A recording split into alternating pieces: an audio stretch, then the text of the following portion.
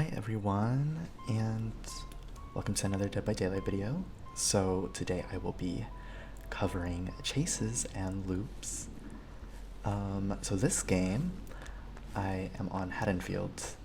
So here we see that someone's running an obsession perk. I'm not running any, so we can assume someone's probably running DS or the killer's just running something that we don't know. And we see the jigsaw trap, so we know it's Miss Piggy. Here I haven't really seen anything or anyone besides the Steve that spawned with me, so I'm just kind of urban evasioning around.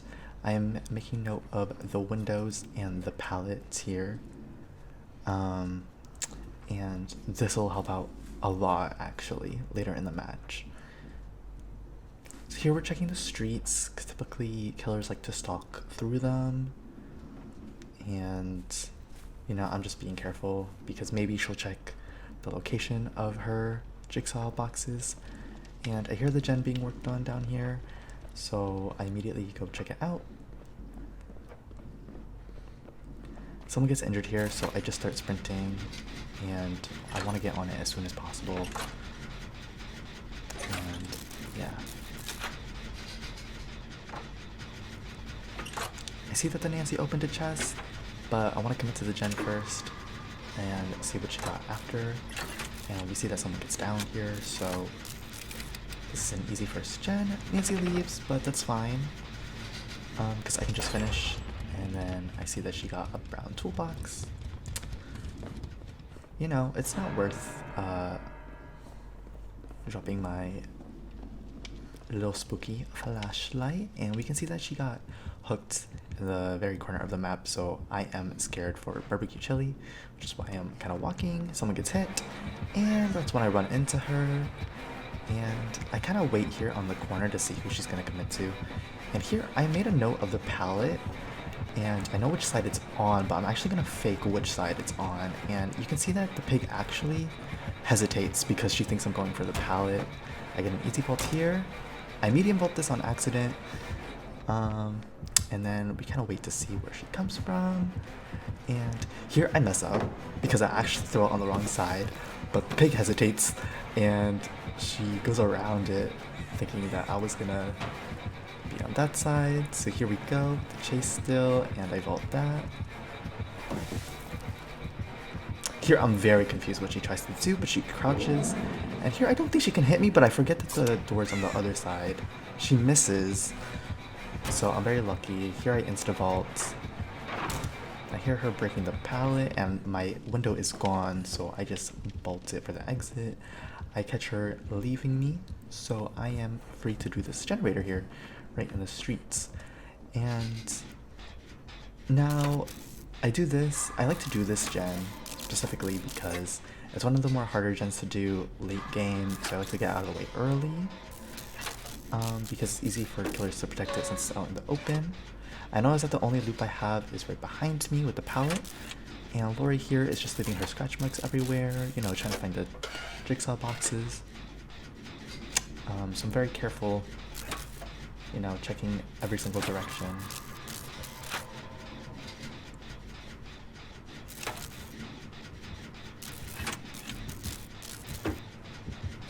And here I hear the tear radius, so I immediately start running. And I kind of just throw this down. I could have greeted it, but I had a mission to drop pallets anyways. And so I immediately ran there because I heard her crouch. So I didn't want to stay at the pallet. Here, I just kind of ran. I shouldn't have been running like for this long, but I didn't want her to, you know, just commit to the chase and me being out in the open. So here I'm just checking all the pallets and windows that are still on the map, and this actually helps out a lot later in the match as well. Here I'm just searching for remaining gens, and I hear it in this building, so I go to check on it.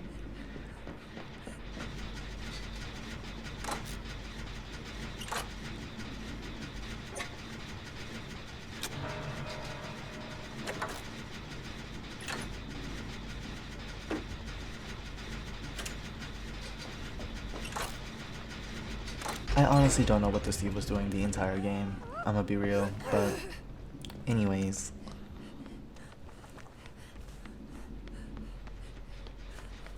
So I just go back to the, the street gen, just doing my thing. I know she saw us with barbecue chili, if that's what she was running. So I'm just kind of careful here, making sure that she doesn't sneak up on me by looking at the general direction that she hooked the person. And I notice I am alone, so it's very easy for me to get singled out. And here I notice her early, so I trigger into crouching by pretending I didn't see her, and then I just book it. And she goes to kick the gen. And now here I didn't have to run all the way, but I didn't want to risk her, crouching to hide her chair radius, and then I walk back for the gen and she surprises me. And there aren't many loops in the area anymore near that gen, so I didn't want to be in a compromised position. Now here, I know she's camping this gen, so I just go back to bait her because I want to do a chase. I immediately hear her take the free hit because I need the speed to make it to a pallet. And I still have my dead hard, so I'm free to kind of just take a hit. Here, I waste my dead hard because I didn't expect her to swing that early. So, go me, I guess. Here, I fake the window vaults because, she's seen me do it a lot. Here, I know this is not a safe loop. Not at all. Because of her crouch, and she does that. And she misses because I got lucky and she got stuck on something. Here I throw down the pallet for my mission. And I remember that there was an outside window here with a long wall, so I'm able to vault. Here I do a slow vault, just so, I don't make any sound. And I come to the back of the houses because I know she likes to check the streets, and I just lose her. And so I just try and look for more gens, and I stumble upon this one.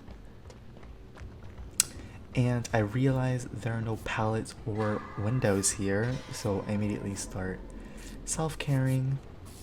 Now, I never run this perk because I honestly hate self-care, but I was in solo queue, so I didn't want to risk having to rely on my teammates to heal me, and I didn't want to bring a medkit. Here you can see that there are only really walls here, and I know there's one specifically behind me, which will come in use later, and I make note of the totem in case, late game she has no ed or something. So start repairing it because she's not on me. And yeah, so the self-care is really important because I need to take a free hit to even make it to a tile with a pallet on it because I've got nothing here. I have no vaults or anything. And these walls, like the trees and the benches, they're really short. So they're not going to be helpful, really.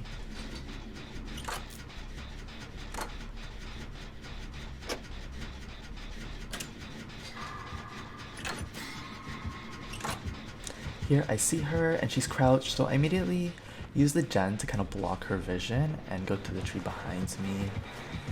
And here I 180 just to kind of confuse her of where I went, and I turn back to see that she's actually still committed to me.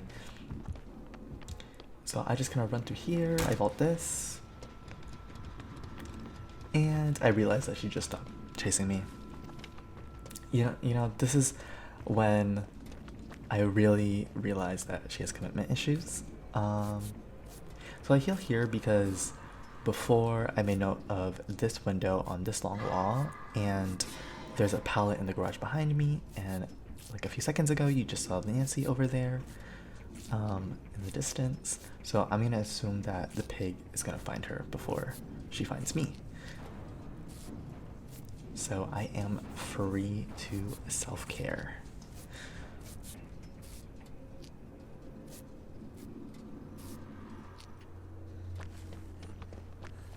Here I see someone's getting chased, but they're probably in the streets, so I try to look for gens that are inside houses. Here I hear someone working on bones, and someone here has the perk that lets me see their auras when they're working on gens. So I pretty much know where everyone is. I come up here and I realize this is a one-person gen. Unlucky spawn, but you know, Lori's almost got it done, but just in case that she doesn't manage to finish it, I go back to the gen that I was working on.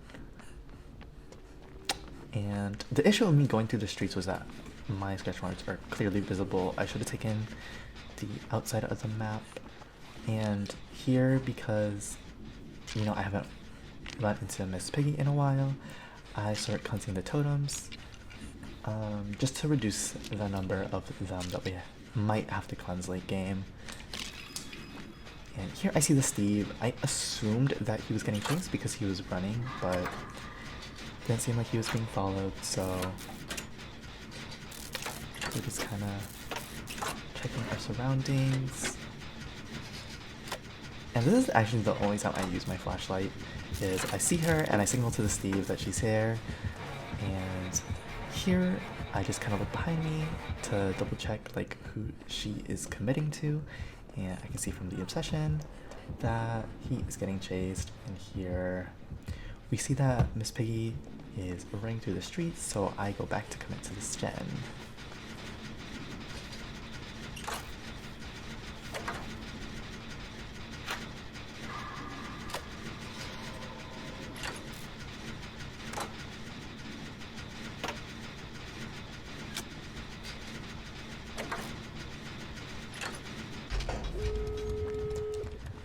Able to finish the generator, and I see the doors here. Someone gets down by the one I'm running to, and here is when I figure, well, if they get hooked by the door, then she'll probably assume that we went to the other door, you know, because why risk going to this door if she's here? But that's literally exactly what I do. So while she's going to the other door, I can open this one. If Lori wasn't farmed and the only one getting downed, then I could have saved her, or opened the door and then saved her after, you know, whichever order I could have done it in. But yeah, Miss Piggy isn't here to contest me, and Nancy's here. She's just kind of pointing at me. I click my flashlight here just because I'm like, yo, you want to come with me? But she keeps pointing at me, so I realize she might want to get the hatch escape, so I just decide to leave without her, and hope she makes it out. And that is the end of the match, and yes, we do get a 3-person escape. So GG's.